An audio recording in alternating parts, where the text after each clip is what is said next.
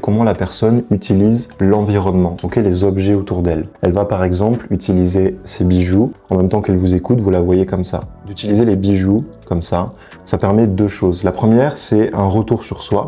Je reviens à moi, et je traficote mes bijoux, ma chaîne, ma bague, ma boucle d'oreille. Et en fait, soit c'est un retour sur soi, soit finalement, la personne essaie de se rassurer. Et faire ça, c'est un moyen de se rassurer. La personne peut aussi utiliser l'environnement, comme par exemple en bougeant régulièrement les objets.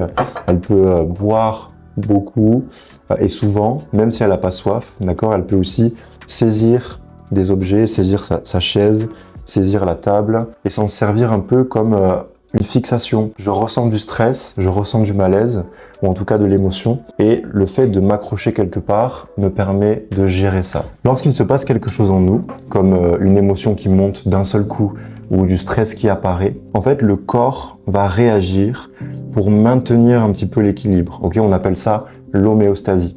Donc quand vous vivez une perturbation émotionnelle, quelle qu'elle soit, le corps peut bouger de plein de façons. On va dépenser en quelque sorte des calories pour rétablir cet équilibre. Donc la personne peut par exemple bouger énormément sur sa chaise, se repositionner. Elle peut saisir des objets, elle peut faire plein de choses avec son corps et elle peut aussi se gratter le visage, se gratter le corps. Tout ça dans le but finalement de maintenir l'équilibre. Ce qui n'est pas le cas d'une personne qui est complètement détendue